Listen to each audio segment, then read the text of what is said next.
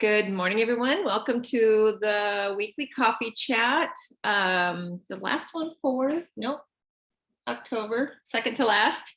Yeah. There's Annalisa. And we are talking about mental exhaustion today, which was the original topic. Good morning, Annalisa. Good morning. We just started.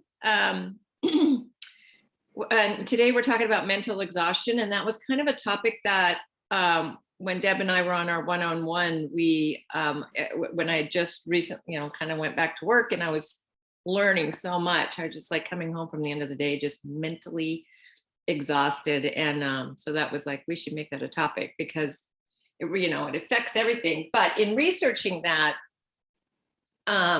mental energy is just one thing that zaps us. So we're going to look at the 7 types of rest that we need. And we're going to watch a short video together. But let me share my screen before we jump into that. And Deb, I combined your slides into mine. Oh, perfect. Yeah. So can you see this okay? Do I need to go? Yeah. Okay. All right. So, and then we're talking, sleep versus rest. That's what we're going to really dive into a little bit. So first announcements, go ahead, Deb. So we decided to do next month is Mel Robbins came out with a new book called The High Five Habit. And it's akin to her 5-3-2-1 rule, her 5 rule, but this high five is looking at yourself in the mirror and just giving you a high five every morning, like after you brush your teeth, but it's a commitment to yourself. So that's our book for next month. November 2nd, Peppermint Mocha is coming. So it's a limited Shakeology and it's vegan based. And so watch out November 2nd and make sure you order your peppermint mocha.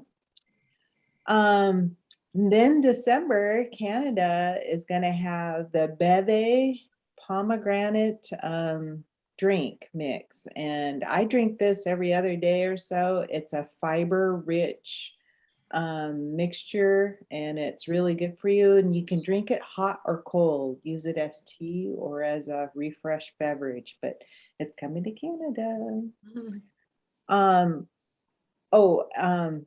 Every year after the holidays, we generally have a 3-day refresh. So we decided after Halloween, so the first week of Halloween there, it's November 1st through the 7th there, we're going to have a 3-day refresh.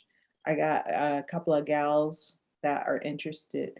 And for this, I'm not going to create a separate bod group. I'm just going to do a text group of gals that are doing it. So it's a 3-day event and kind of keep tabs on each other to get you through it. But it's a good sugar reset. So it helps purge out your sugar cravings, especially after Halloween.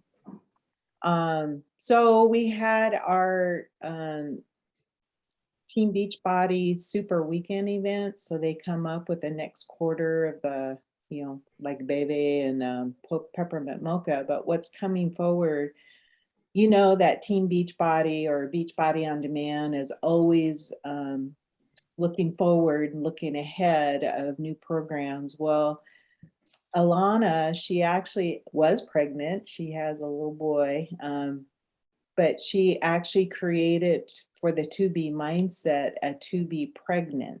And a lot of us are not in that mode, but if you have friends and family, this is a great way of doing better nutrition while you're pregnant or after during your nursing.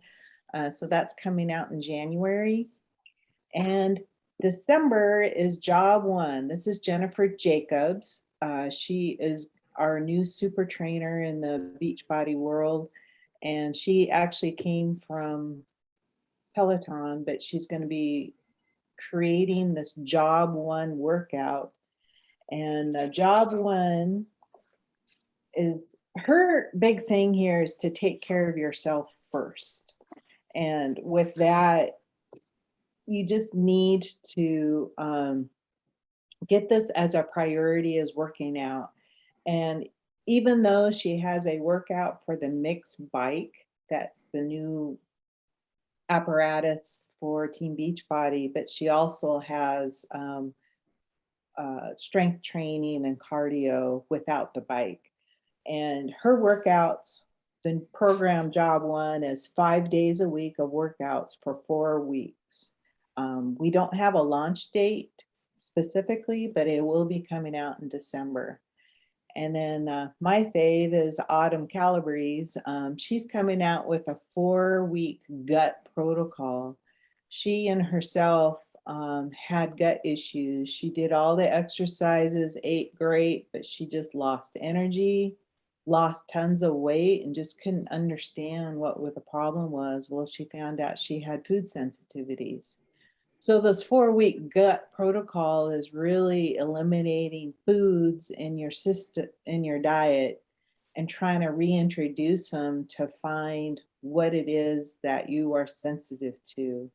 And this is to me, it seems like a lot of tracking and making sure, you're stringent on the elimination and then reintroducing. And if anything, it helps your gut. Also, with this 4-week gut protocol that's coming out in March next year, it's called Every Body 4-week program workout to go with it. And it's really a weight bearing type of workout. So there's no jumping or anything like that. It's just purely weight bearing type of exercises. So that will be coming out in March. Awesome. Oh, there's one little thing I didn't really put in here, but we used to call everything challenge packs, and stuff. Well, they just changed they call it total solution now, and it's all inclusive of workout and nutrition and making sure you're sustaining your goals in this total solution programs. So it's a name change, and that's it. Yeah. So that's cool. Total body solution, because really we focus on that before. They just kind of decided, well, since this is what we're offering, let's call it that. Most people, we don't need any more challenges in our day, right? No, in our life. And that's kind of what we're talking about today. And then also just a tidbit on the high five habit. There's like a dozen tips in there. And Mel Robbins, she's all about the science. So she backs everything with science. My husband's listening to the book. So sometimes when we're driving together, we got it on, but it's always packed with some great information about our brain and our body and our habits and life. So that's going to be a good one. Mm-hmm. Okay. So in the newsletter, I put in this video from Darren Oline, and why do we always feel tired? Because that's kind of our theme for today, and actually talking about a lot of mental tips and ways to have more energy this month. And so this just talks about the things in your Shakeology that are helping us, the adaptogens that actually help. And it says it in the name, it helps us to adapt to the stressors in our life. So like in the newsletter, I talked about S-bombs, and we've got sleep and stress that impact our day to day. And whether you're getting enough rest and we're going to talk about the sleep versus rest thing, or how we're handling stress, and there's good stress and there's bad stress. So if you haven't watched that from the newsletter, go and watch it. It's about 5 minutes, I guess, but it just talks about the different things in there that are helping us and what adaptogens do. Have you ever heard of reishi mushrooms and some of the other shiitake and those mushrooms? That's one of the adaptogens that's in there, and it helps our body to adapt to the stress that we're undergoing every day. So let's watch the video first, and then we're going to talk about the types of stress. So I'm going to stop sharing, and I'm going to pull up the video and we'll watch that. It's 9 minutes. And then we'll just, I'm going to do some takeaways on it. So And By getting more sleep, let's go back. try to fix your chronic lack of energy by getting more sleep, only to wake up. Wait, can you see that? Did I share screen? No, I did. I just realized that I didn't share a screen. I'm just playing it. Okay. Still feeling exhausted. If that's you, here's the secret. Sleep and rest are not the same thing. We have incorrectly combined the concepts of sleep and rest, and in doing so, we have dumbed down rest to the point it appears ineffective. You see, sleep is only one part of the big picture. It's only one of the 7 types of rest.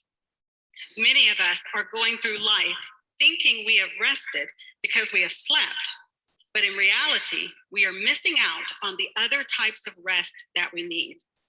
The result is a culture of high achieving, high producing, chronically tired, burned out individuals. Many of us are suffering from a rest deficit because we do not understand the power of rest. Rest is the most underused, chemical-free, safe, and effective alternative therapy available to us. Every activity you do requires energy, and most of that energy is not merely physical. When your boss calls you into the office to discuss a problem, you steel yourself for the potential conflict, and in doing so, you draw from your emotional and social energy. When you're stuck in traffic, you're using mental and sensory energy to process your surroundings. And when your teen asks for your car keys, you draw from your creative and spiritual energy as you pray for a great excuse to say no. The first step to conquering your rest deficit requires you to identify where you are using the most energy in your day. Then you can focus your attention on getting the type of rest needed to restore those specific areas. Rest should equal restoration in one of the 7 areas. If your definition of rest is comprised of sleeping or lying on the couch, binge watching an entire season of a TV series, you leave yourself open to chronic exhaustion. It is no surprise that the workplace is a major source of stress. In a recent study led by Deloitte, it indicated that a majority of workers have no passion for their jobs.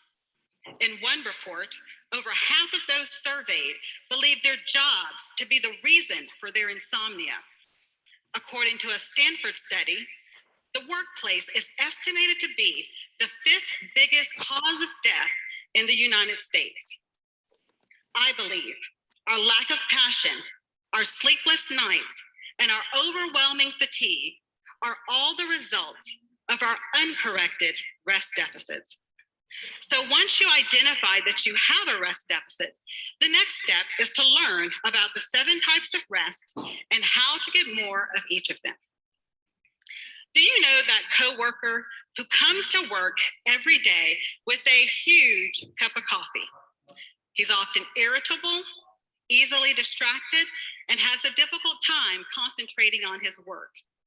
He struggles to brainstorm new ideas and is constantly forgetting things. He seems like he's just going through the motions to get a paycheck.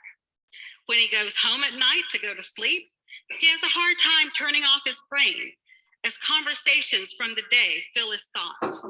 Eventually, he does fall asleep, but despite sleeping 7 to 8 hours, he wakes up feeling as if he never went to bed. This person has a mental rest deficit. What is needed is some downtime for him to quiet his mind. But the good news is he doesn't have to quit his job or go on vacation to accomplish this. Mental rest can be achieved by putting technology to work for you. He can schedule short breaks to occur throughout his workday every 2 hours. These pre-planned breaks will remind him to stop and slow down long enough to calm his mind. Mental rest techniques can also include keeping a notepad by the bed to jot down those nagging thoughts that keep a person awake at night. Our burned out coworker is also in need of more sensory rest. The bright lights, computer screens, the background noise of phones ringing and multiple conversations going on in the office can all cause our senses to be overwhelmed. If left unchecked, this can lead to sensory overload syndrome. But this can easily be avoided by something as simple as closing your eyes for a few moments in the middle of your busy day. Next, turn off the radio on your drive home from work and intentionally unplug from your electronics at the end of each day. These intentional moments of sensory deprivation can begin to undo the damage inflicted by our overstimulating world. The third type of rest is creative rest. This type of rest reawakens the childlike awe and wonder inside of each of us. Do you recall the first time you saw the Grand Canyon, the Great Lakes, the beach, or Niagara Falls? Allowing yourself to take in the beauty of these settings are all moments of creative rest. But creative rest isn't simply about appreciating the beauty of nature. It also includes time spent enjoying the arts. You can transform your workspace into a place of inspiration with images of places you love and works of art that speak to you. You can't spend 40 hours a week staring at beige walls and expect to feel passionate about anything, much less come up with innovative, out-of-the-box ideas. Creative professionals understand this, and that's why their office space tends to look like this and not like this. Now, let's take a look at another individual. This is that friend everyone thinks is the nicest person they have ever met. It's the person everyone depends on, the one you would call if you need a favor, because even if they don't want to do it, you know they would give you a reluctant yes rather than a truthful no. They hate confrontation and would do anything to avoid it. But when they are alone, they often feel unappreciated and as if others are taking advantage of them. This person is in need of more emotional rest, so she can freely express her feelings and eliminate exhausting, people-pleasing behavior. Emotional rest would require her to have the courage to lean into the uncertainty of authenticity. An emotionally rested person answers the question, "How are you today?" with a truthful, "I'm not okay," and then shares the hard things that often go unsaid. An emotional rest deficit and a social rest deficit often coexist. This occurs when we fail to differentiate between those relationships that revive us from those that exhaust us. Research suggests we have mirror neurons that allow us to receive the emotional information of others. So if you surround yourself with negative, depressed people, you will soon start feeling like them. To experience more social rest, surround yourself with positive, supportive people. Make time for friends who want nothing more than to be in your presence, and eliminate those relationships that are just virtual from being your priority, and prioritize face-to-face relationships. The final type of rest is spiritual rest, but it's the ability to connect beyond the mental and the physical, to have a deep sense of longing, belonging, love, acceptance, and purpose. Engage in something greater than yourself in your day-to-day routine, such as prayer, community. So you see, sleep alone could never restore us to the point where we feel rested. For the past 5 years, we have been discussing a sleep revolution, and we are just as tired as when that conversation first began. Now that I've shared the 7 types of rest, it's time we begin to focus on getting the right type of rest. It's time for a rest revolution. Thank you. Okay, so could you relate to some of that? So we've talked a lot about Introducing Best Buy Oh. Total Tech. With lots of benefits like 24-hour tech support and up to 24 months of product Hang protection, on. your high-tech lifestyle is in safe hands. Why does Tech it do confidence that? boosted. We have those darn Details at ads. bestbuy.com. Okay, hang on. Gotta find out where it's at. What the heck? YouTube?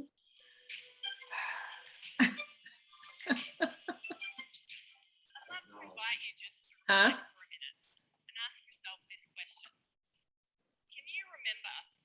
Wait. Can you guys still hear me? I can hear you. Can you still hear that? Yeah. now.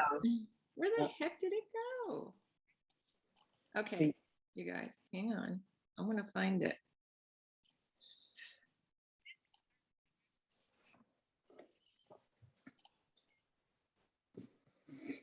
If you click over by the clock on the upper right, it kind of may show you some open screens maybe. I found it.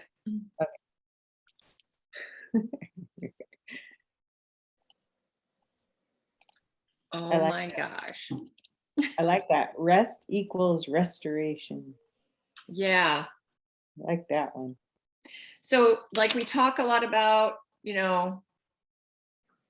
working the whole body, getting sleep, doing self-care, doing meditation, personal development to like strengthen our mind, change our perspective, and then things like exercise, nutrition, hydration. They're all important, but that doesn't always equal rest. So that was, I thought, a really good message. We think we're doing all these things, but we're still feeling overwhelmed and tired. And there's a quiz you can take, and I'm gonna, when I upload this, actually, let me put it in the chat box real quick, and you can copy and paste it. And I took this morning. Yeah.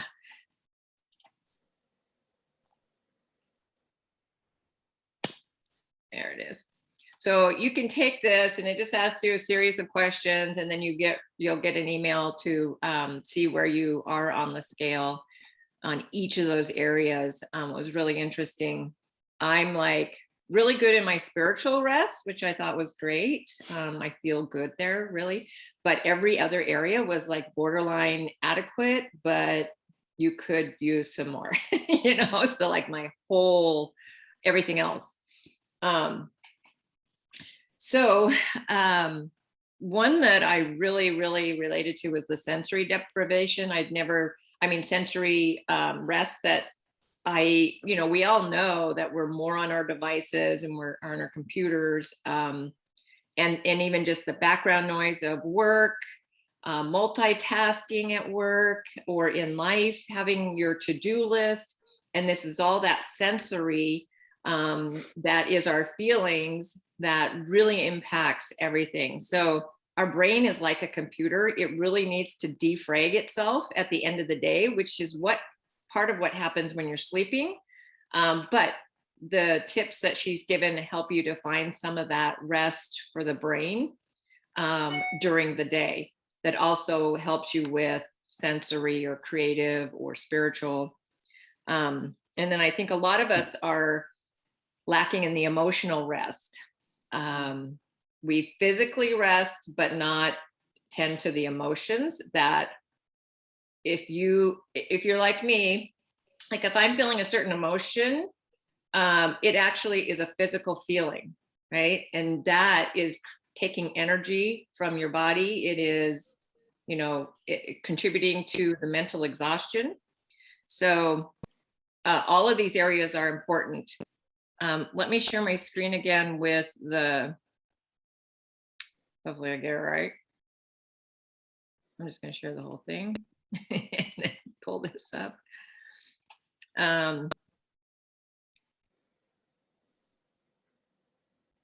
So physical rest, resting to relieve the body of physical stress. So the suggestion, sleeping, napping if you can, yoga, stretching. These are things that we generally do, maybe not napping. But as you noticed in the presentation, you can do some of these things together that help you get some rest in a few different areas. So just closing your eyes for a little while will help you with your physical, with your mental, with the sensory. So then mental rest, taking just short breaks throughout the day. Again, maybe closing your eyes, using your technology to help you with this is like putting in alerts in your phone so that you force yourself to take a break. I know at my job, I'm just like on the whole day. And I've realized I need to do this. I need to just walk away from the desk for a minute, close my eyes because I am like jumping from screen to screen. And then mental is journaling. She talked about brain dumping at the end of the day or having a notepad by your bed at night. If you're having thoughts that are keeping you awake, I don't suffer from this. I sleep really well because I'm exhausted at the end of the day, typically. So I fall asleep pretty easily. And the only thing that wakes me is my cats or my bladder. My pets or my bladder. But journaling, taking some time at the end of your day to brain dump, to get things out of your head so that they're not keeping you awake. And then spiritual rest, engaging in something greater than yourself, prayer, meditation, in community, if you're volunteering, just lending yourself out to, chat with somebody for your benefit and or theirs. So, and part of that spiritual, I believe too, is some of the personal development we do that helps us to have more confidence, have more self-esteem, and to know that in the big scheme of world, some of our problems are really minute. And they feel huge in the moment, but we do focus a lot on gratitude. That helps with that. It also, with emotional rest, sometimes we have trouble expressing our genuine feelings. So emotional rest will help you to be feeling more authentic and more of that self-esteem, and will help you with your social. So both of these, you want to surround yourself with positive and supportive people, which I love. Our groups do that. Getting together weekly like this helps. Virtual is great. Turning on the camera helps just to get that face-to-face, to actually seeing another person. But in real life, obviously, is the best connection. And we as human beings crave connection, and we want to make sure that we're connecting with positive, supportive people, surrounding ourselves with them. Sensory, again, this is huge, and I think underappreciated what this is doing to us, the sensory overload and overwhelm. And so just quieting, spending some quiet time, meditation, closing your eyes for just a period of time, unplugging at the end of the day. We need brief periods of time where we're not having input. I realized this, I was like, because I'll do something in the car, I'll listen to it I'll have the radio playing or a video when I'm in the shower. Like there was a time, every period of my waking moment was filled with some input. And I realized that at the end of the day, I haven't allowed my brain to have its own thoughts, like really just have some time to be quiet and let my brain share some true, deeper thoughts that I need to spend a little time contemplating or journaling. So if you are like that and you are like plugged in all the time to something, make this a priority to unplug and just have that quiet time for your brain. And then creative, just allowing yourself to be out in nature, enjoying nature, really appreciating it, taking in all the sensory there of the beauty. And then your workspace or your home, just making it a place of inspiration, getting rid of the clutter, organizing things and enjoying that space and letting it inspire you. So that quiz I put in the chat, and when you get your results in the email, you'll get a link to the book that she wrote, which is probably very interesting. I'll probably take a look at that. Sacred Rest, Recover Your Life, Renew Your Energy, Restore Your Sanity. Sign me up. And then along with this, Deb put this slide together. We were talking about net time. So Deb, you want to chat about this? Yeah, was listening to a Darren Daly, and he was talking about his personal development plan, but within his development plan, he was trying to get that extra hour. So here we are talking about every minute of our day being, exhausted. But on the other hand, there are times when we do need to replenish um, our brain with something more creative or um, constructive input. It's no extra time. So when I'm talking about that, it's talking about audiobooks or podcasts for development. And like she said, was like you could be just brain dead binge watching a show, which is not really giving you anything constructive in your head.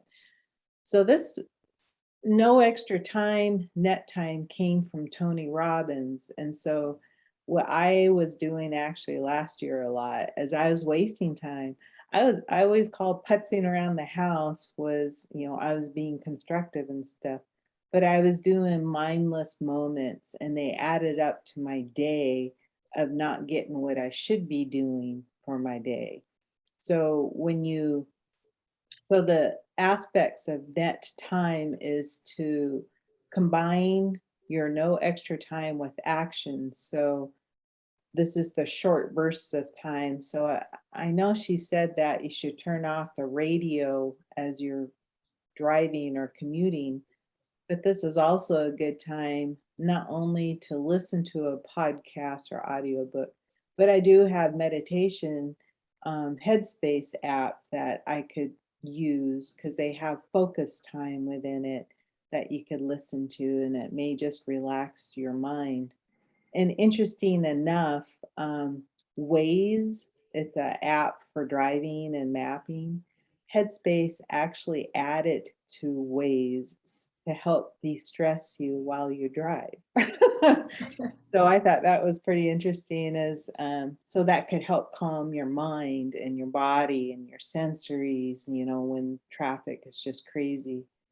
So net time is really no extra time. What can you be a lot more efficient for yourself, creating a small action when you're doing activities to do something more constructive? Awesome. Yes. So I love that concept. So we want to accomplish certain things, but we don't have any extra time. So how can you utilize time when you're driving is always good to be able to listen. For me, like sometimes that's a good transition when I'm going from like work to home, listening to something positive, kind of like reinvigorate me to get myself out of the work headspace to, showing up as available to my family in a better mindset. I need to listen to something positive on the way home. I mean, I'm enjoying my work, but it is very interactive and always on kind of a thing. So, we're each individuals and we have different things we want to achieve. We have different schedules. And so if it makes sense for you to listen to something while you're driving to help you to tick that off, I need to, listen to my book because I can't sit down and read it, which is my case right now. Then that actually helps you feel better that you've done that. But, definitely also have those 5-10 minutes in the day where you are just totally quiet and allowing your mind to defrag a little bit before you have to go to sleep. I think that's all I had on that. Did you have any input, any questions? Karen, Annalisa? No. I actually have one. What's interesting on the weekly sermon, and he started off with relational vampires. It's loving the people who suck the life out of you. And it's funny because that was brought up with her lecture saying mirror neurons. So, and my philosophy has always been your friends reflect who you are. And so when you surround yourself with that positivity, or me, it's quilting or this and that, that helps feed. I didn't realize how much that would feed me back. And when she was saying that as a restful time, I thought, well, you got to rejuvenate that certain hole in your life. And so when you go through that, so I scrubbed out my whole Facebook and and Instagram, because there was some, and all the politics and stuff. And sometimes you can just mute people for 30 days because they're on the bend, and like, I'm not there, so I'll check back with you in 30 days. Mute the vampires. Yeah, there's quite a few people out there that just suck the life out of you. I Yeah. didn't realize what Ken meant. I have a family member who is like that, and now I know why. Yeah. And I'm always stressing that we need to be the example of healthy, happy, hopeful in a society today where a lot of people are negative, or they want to pull you down because it's easier to pull you down than to like do the work to get up to where you're at. So we just need to not apologize for eating healthy, for taking care of ourselves, for reading personal development, for, caring about our future.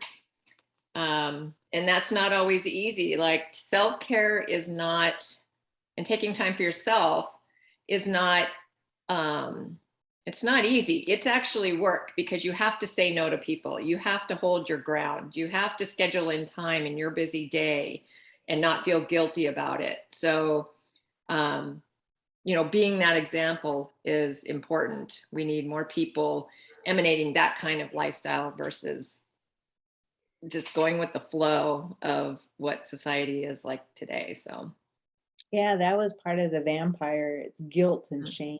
mm, People guilting you back to where you're, or shaming you for what you used to do and trying to make you do it again. That's shaming, and the Yeah. guilt that, like you said. And so, yeah, it's the both weapons. And it was like, oh, Yeah. that's pretty clever. Yeah. But I can get that way. So it's succumb to peer pressure. Well, yeah, and just final thought, like when I'm feeling negative and I'm just wanting to, be the vampire, Yeah. I can recognize that quicker, and I just try to take a pause.